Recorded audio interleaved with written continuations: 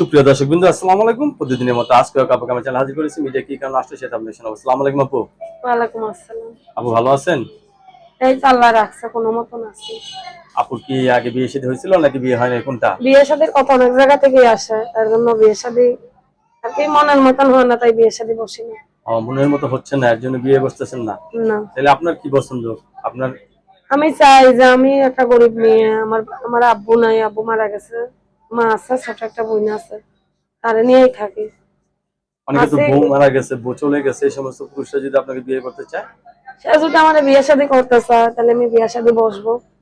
কেননা বউ মরে গেলে তারা বউর মর্ম বোঝে, কারেক্ট। আর যারা বউ ছেড়ে দিয়া বিয়ে শাদী করতে চায় তারা কোনো সময় বউর মর্ম বোঝে না। সুন্দর কথা বলছেন। লেখাপড়া করছেন কিছু? অল্প কিছু জানি, চলার মতন। চলার মতো জানেন? জি, যাও, স্বামীর রান্না বান্না করে খাওয়াতে পারবেন তো? ইনশাল্লাহ খাওয়াইতে পারবো। সবচেয়ে ভালো রান্না করতে পারেন কি আপনি? গরুর মাংস। গরুর মাংস না? জি, দর্শক, আপুর কথাগুলো শুনলেন। আপু কিন্তু এখনো বিয়ে শাদী হয় নাই, জীবন সঙ্গী চাই, ছেলে যে বয়সের হোক। আপনার ফ্যামিলিগত ভাবে আপুর তরফ থেকে কোনো সমস্যা নেই, ঠিক না? জি।